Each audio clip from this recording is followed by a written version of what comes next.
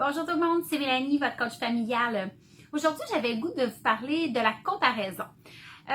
Parfois, on se compare avec les autres parents.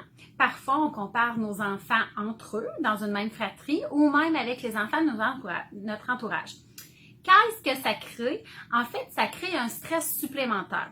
Ça peut même atteindre notre patience et c'est pas ça qu'on veut si on veut diminuer nos cris. Qu'est-ce que ça amène, cette comparaison-là? Quand on se compare avec les autres parents, souvent, on va avoir l'impression de ne pas être assez bon, on va diminuer notre confiance en nous, on va essayer peut-être même de faire la même chose que notre parent parce qu'on se dit, mon Dieu, ça a l'air de marcher, je vais faire la même chose. Sauf qu'il ne faut pas oublier que nos enfants sont différents, donc même si on essaie d'imiter l'autre, ça ne veut pas dire que ça va être gagnant pour notre situation. Et là, si on compare nos enfants entre eux, ça nous amène certaines frustrations aussi. Parce que là, on ne peut pas les comparer, premièrement parce qu'ils ont une personnalité qui est différente. On pourrait mettre même ça dans le caractère qui est différent. Ils ont une façon de réagir qui est différente. C'est des personnes à part entière. Donc, si on les compare entre eux, puis qu'on a toujours cette petite idée-là, puis on se dit, ben voyons, cet âge-là, il me semble, faisait ça, ça nous irrite déjà à la base. Donc, évitons le plus possible de comparer nos enfants et de les prendre comme ils sont. J'ai souvent entendu dire, je comprends pas comment ça des enfants différents de même, je les ai élevés de la même façon. Ah ouais, ben c'est peut-être ça le problème. En fait, on doit s'adapter selon chaque enfant. Oui, il va y avoir des règles de famille qui vont être bien établies puis qui vont rester pour tout le monde. Ça, je suis d'accord avec ça. Sauf que pour un enfant qui va réagir plus, peut-être qu'il a besoin de plus de douceur quand on va lui donner notre règle ou notre conséquence.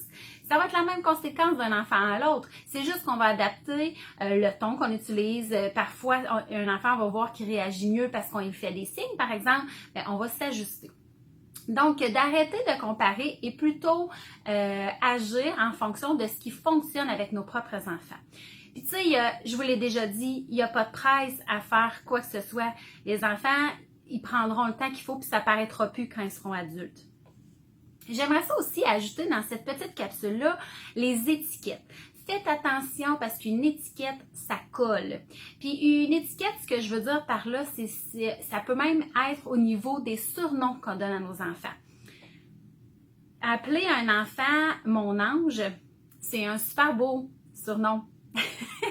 Mais par expérience, c'est quand même lourd à porter sur nos épaules. Je me souviens très bien, en secondaire 3, d'avoir dit à ma mère m'appelait comme ça, puis d'avoir dit « je suis tannée d'être un ange ». Parce que c'est comme si on avait dit, toi Mélanie, tu fais tellement bien les choses, c'est tellement ton affaire. Comme j'avais pas le droit d'expérimenter, de faire des niaiseries, puis ça, je trouvais ça plate parce que c'est pas ça que j'avais envie, moi. Donc, faire attention avec nos étiquettes et de ce que l'on crée à nos enfants parce que nos enfants, ils nous croient.